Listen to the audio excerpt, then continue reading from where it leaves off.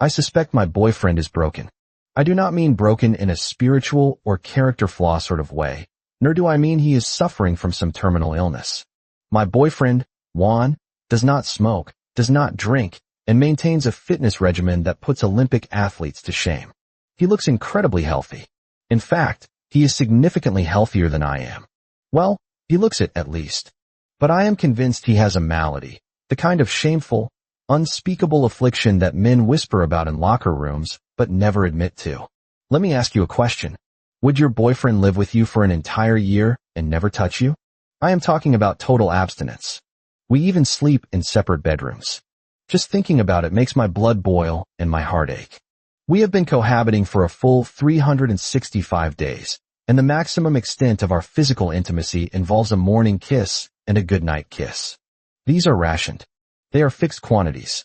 If I were to demand a kiss at noon, he likely wouldn't even acknowledge me. Granted, I am usually too busy at noon to seek him out, given the nature of my work, and by the time I drag my exhausted body home, he is often already asleep. Juan is a creature of habit. He wakes up early for morning exercise. He once tried to drag me along, but when I am on a case, I stay up all night. Waking up early is essentially a death sentence for me. Consequently, every morning, he insists on coming into my room, dragging me out of my warm cocoon of blankets, and bestowing upon me a morning kiss. Now that I think about it, it is a miracle that I, with my severe morning grumpiness, haven't strangled him yet. You ask, what happens after the morning kiss? Nothing. Absolutely nothing. Even if I went to sleep the night before wearing nothing but a hopeful expression and silk boxers, he would not make a move. I am just using an example. I do not actually own silk boxers. I am a man with normal aesthetics, after all. But honestly, I just want to ask, does anyone know a reliable urologist? I want to take him for a checkup. I know my work hours are irregular, which leads people to assume I am in some shady profession. I am a private detective, and my boyfriend, Juan, is a lawyer. My income is unstable, relying entirely on luck and the whims of suspicious spouses, whereas Juan's income is relative and steady. He works hard, though. I met a friend of his recently who mentioned how desperate Juan seems to be to take on cases. I don't understand why he pushes himself so hard. The money we earn combined is more than enough for a comfortable life. You would think that after working ourselves to death during the day, we would want to come home and engage in some passionate activities to salvage our numb souls, right? But living together for a year with nothing happening is baffling. I forgot to mention, the morning kiss is on the forehead. Presumably because I haven't brushed my teeth. The goodnight kisses are rare because one of us is usually working overtime. These kinds of kisses evoke zero desire. However, the man is a master at flirting. His words are sweet like honey, and his voice is a baritone that makes you want to tackle him instantly. Yet, after he speaks, there is no follow-through. I feel there is a 70% chance he has a low libido. As for the remaining 30%, whether it is some functional dysfunction, I do not know. I have never seen him take his pants off. Don't tell me to check in the morning. Remember, we sleep in separate rooms. The only thing I can rule out is infidelity. Do not forget what I do for a living. If he dared to cheat, I could use 100 different methods to find the evidence. Aside from this unspeakable issue, Juan is truly an impeccable boyfriend. He is handsome, articulate, a fantastic cook, and he plays the violin. Although, when I come home tired as a dog, I really don't want to hear him play the violin. It acts as a lullaby. I stand there and fall asleep instantly. At times like that, a quick tumble in the sheets would be much more refreshing. But he will never understand my heart. Why do you think I haven't tried hard enough? I have tried very hard.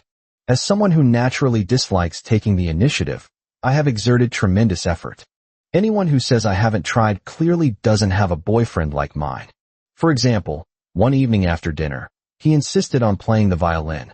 I took a shower, put on a bathrobe, loosened the collar significantly, and pretended to fall asleep on the sofa to give him an opportunity. I felt him approach. Then, I felt a pen on my face. He drew a flower on my cheek. Okay, I was awake when he started drawing, but his touch was so gentle I actually fell asleep later. I was just too tired. The next day, I pointed at the graffiti on my face and asked him what the hell it was. A flower for you, he said, looking innocent. Or take the summer incident. I deliberately broke the air conditioning in my room and used it as an excuse to sleep in his room. It was summer, everyone wears less, and a little friction could lead to sparks. You sleep here first, he said.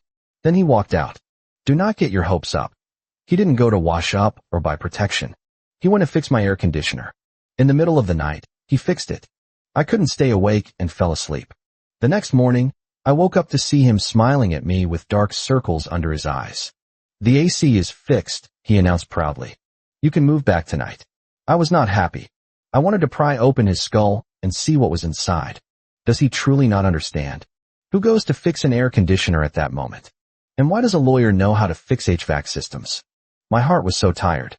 I have tried forgetting a towel in the shower and asking him to bring it. I have sat on the sofa wrapped only in a towel with my legs crossed. I have found every excuse to share a bed. All failed. Useless. Are these hints not direct enough? I feel his IQ and EQ are high enough to understand. And don't suggest I force myself on him. He is a lawyer. I am afraid if I anger him, he will sue me into bankruptcy. Besides, I prefer consensual enthusiasm. So, my conclusion remains. One is either impotent or asexual. I have selected a hospital, but how do I persuade him to go? We have never discussed this directly. If someone asked me about my potency, I would feel my self-esteem shattered. I am afraid he will be unhappy. Should I tell him it is just a routine physical? Even I wouldn't believe that. Truth be told, I love him very much. I am terrified he might want to break up with me over this shame. If he really has a problem, medicine is so advanced now, we can treat it. If it can't be cured, I won't despise him. The rubber manufacturing industry is also very advanced. I just feel he shouldn't hide it forever. I want the truth, that is all. His secrecy makes me uncomfortable. But despite all this internal monologue, I still don't know how to broach the subject. If I ask him directly, are you impotent? Will he beat me to death? Speaking of how I met Juan, it was quite a coincidence. A client hired me to investigate her cheating husband and hand the evidence to her lawyer. She wanted a divorce. Her lawyer was Juan. The first meeting was professional. He looked like a standard, meticulous attorney. But he was handsome, exactly my type. I handed over the file and left, not thinking much of it. A while later, another client wanted me to investigate his cheating wife and give the data to his lawyer. Yes, the lawyer was Juan again. This time, he greeted me first. The third time, well, it was the same plot, same lawyer. Are you specifically taking these kinds of divorce cases? I asked him. Are you specifically investigating affairs? He countered. He laughed then and handed me a personal card. I don't have a divorce lawsuit to fight, I told him. He smiled, a smile that could melt glaciers. You can call me even if you don't have a lawsuit. Seriously, when he smiles, it is devastating. Just recalling that smile makes me want him. A few nights ago, I came home. Neither of us had overtime. We ate dinner together and watched a movie. He picked it. To my shock, it was a romance movie with heavy adult themes. Heavens, the asexual lawyer is watching an erotic romance. I was a little excited. While he downloaded the movie, I didn't even wash the dishes. I rushed to take a shower. I hadn't seen this film. The opening scene was a gray forest with a spooky old castle. The protagonists were a human stumbling into the castle and a vampire. Oh, horror elements. I like that. With horror movies, I can pretend to be scared and shrink into my boyfriend's arms, and then nature takes its course. However, I was too naive. After the movie, I went to wash the remaining dishes, and he went to sleep. While scrubbing plates, I realized something was wrong. I was so focused on the movie's plot that I forgot to make a move. I stared at the greasy bowl in my hand, weeping silently in my heart. Do not ask why he sleeps while I wash dishes. He is actually very hardworking. On his days off, he turns the house upside down cleaning it. He has obsessive-compulsive disorder.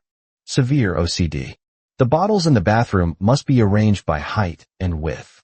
Toothbrushes and cup handles must face the same direction. His bedroom looks like it just passed a military inspection. I remember our first kiss. He looked at me deeply with those dark eyes. We were close, my heart racing. His gaze was melting me. Then he whispered, "Honey, did you eat gum? I don't want to talk about it." The problem arose recently. I picked up a dirty dog on the side of the road. It was pathetic, skinny as a skeleton, missing patches of fur like a bad map of the world. Yet, it still tried to rob me of my chicken wrap. I held onto the bag. It held onto the bag. I admire that stubbornness. So I bought 2 more wraps and lured it into my car. I took the dog to the vet. It needed surgery for a broken leg and had skin issues, but it was too weak for surgery yet. The vet gave me meds and told me to foster it for a few days. Crucially, the vet said I could wash it. Washing the dog was a war. It fought as if I were trying to drown it. I got soaked. When I opened the bathroom door, I saw Juan standing there, face dark. "You smell," he said, "like a mixture of fleas, stagnant water, and wet dog." My self-esteem was hurt. He ordered me to wash the car inside and out because I had transported the dog. I don't understand. He never rides in my car. I finished washing the car at 3 a.m. I was aching and ready to collapse. "Go shower," he demanded. "Don't enter the bedroom until you scrub that smell off." I was angry, but I didn't want to fight. I went to the bathroom. One looked at me and suddenly said, "You're too smelly. You definitely won't clean yourself properly." "Heh. If you're so capable, you wash me." "Go to the bathroom," one said with a look of disgust. "I'll help you wash." Wait. What? What did he just say? I was pushed into the bathroom in a daze. I was stripped in a daze. I suddenly felt this scene was straight out of an adult film. I was so excited. He pushed me into the bathtub and ran the hot water. You know how relaxed a person gets in a hot bath? I had slept maybe 4 hours in the last 3 days. I just wanted to eat and sleep, but then the dog happened. Then the car washing happened. I am laying all this groundwork to tell you something I will regret for half a year. The hot water hit me, and I fell asleep. I don't want to talk. I want silence. I woke up the next day in my own bed, wearing my pajamas perfectly buttoned.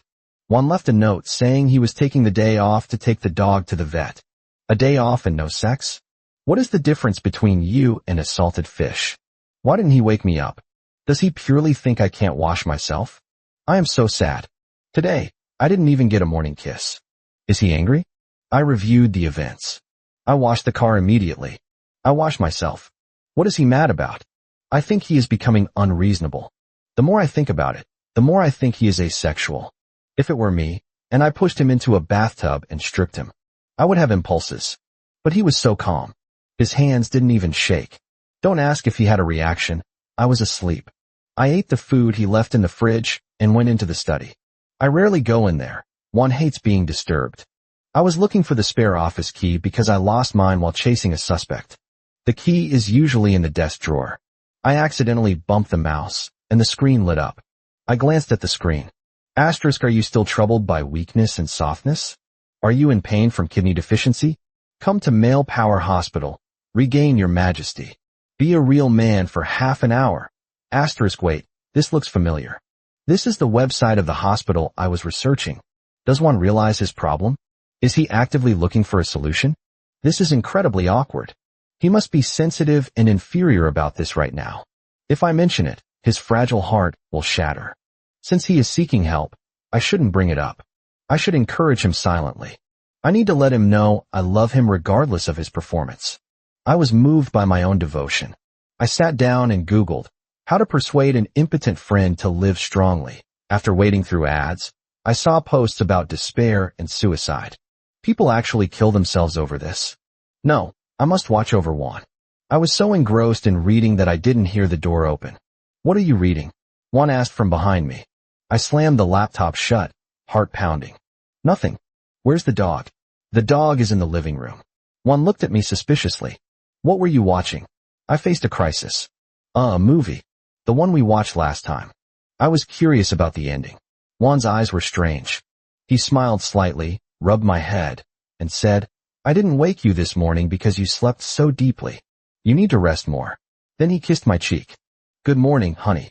It was afternoon, but who cares? I wanted to jump him. I decided to show my support by doing housework.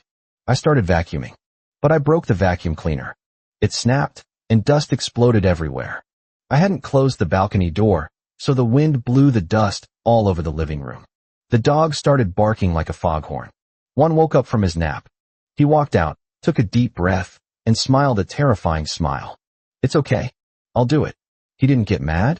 He is so afraid I'll leave him because of his defect that he suppresses his anger. I must love him more. We spent the rest of the day cleaning. Well, he cleaned. I brought him water. He then threw me and the dog into the bathroom again. Why didn't he help me wash this time? I am unhappy. For dinner, he ordered takeout. Stir-fried lamb kidneys, sesame lamb kidneys, grilled lamb kidneys, and chives with lamb kidneys. He looked at me strangely.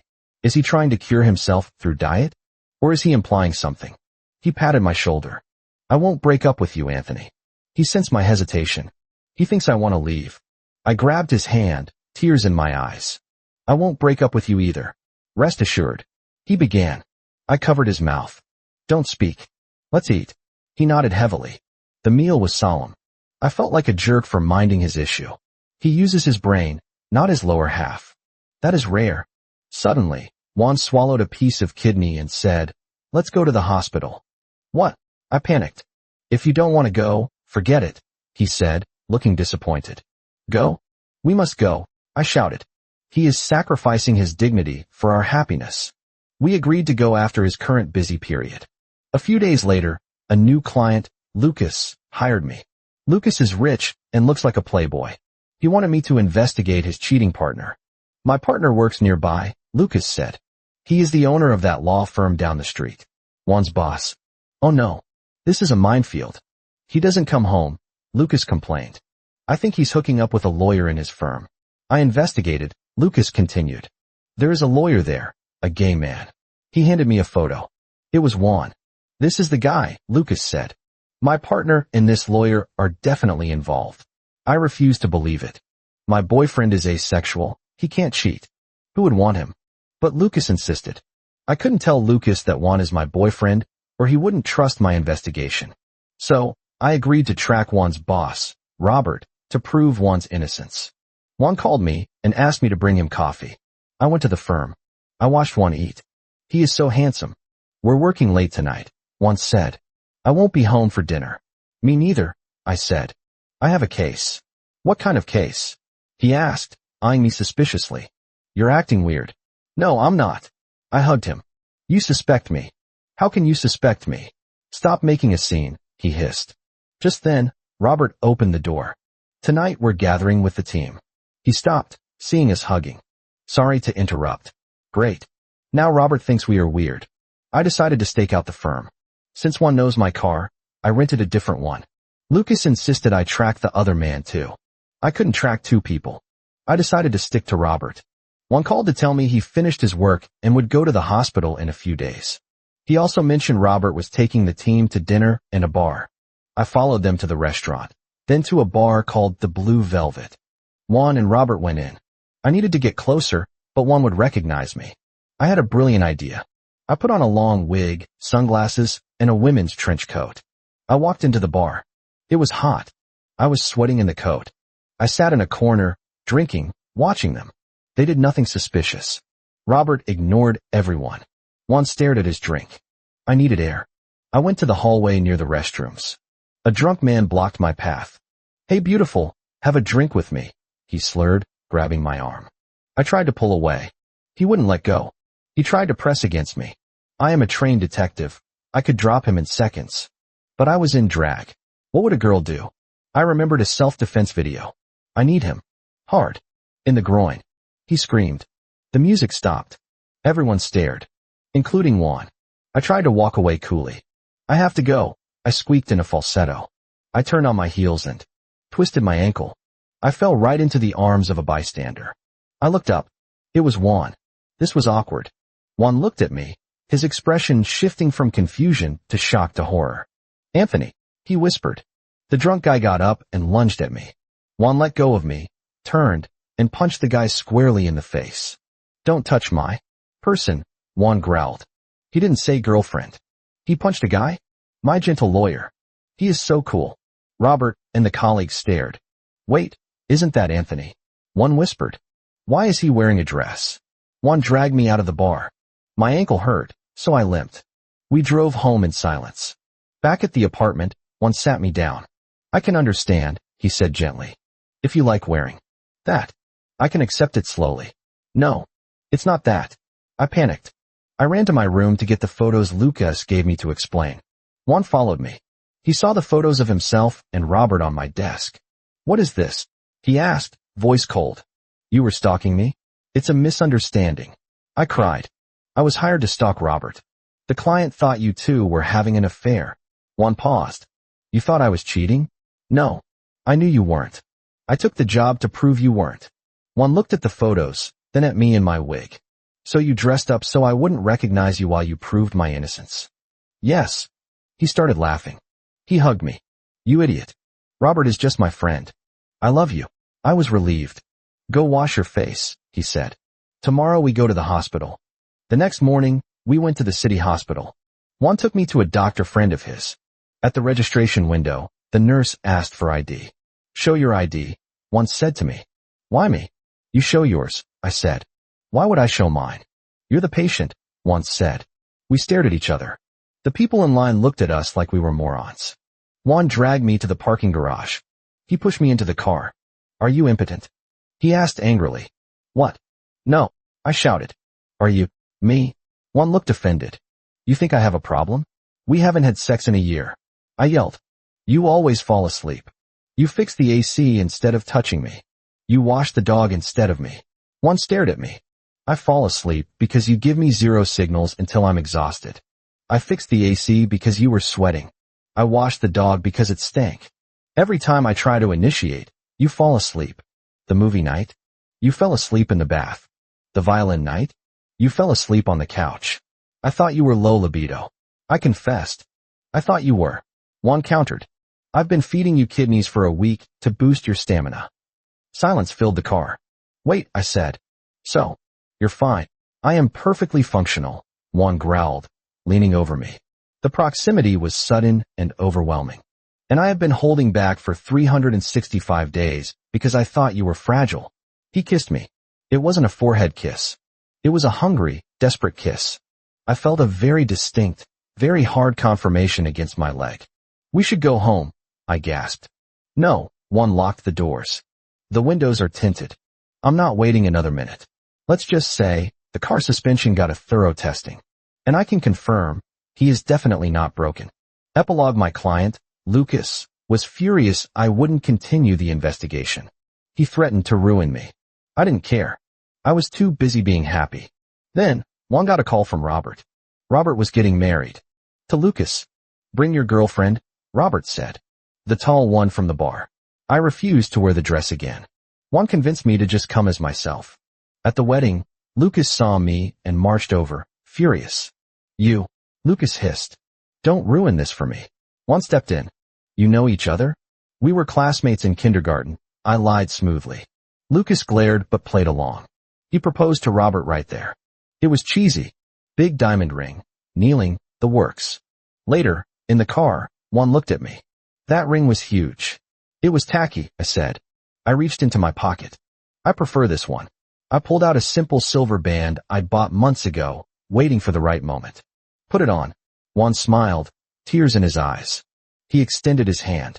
After I slid it on, he reached into his own pocket and pulled out a matching box. I hope you don't mind wearing 2 rings, Anthony. I kissed him. Drive home, counselor. We have a year to make up for.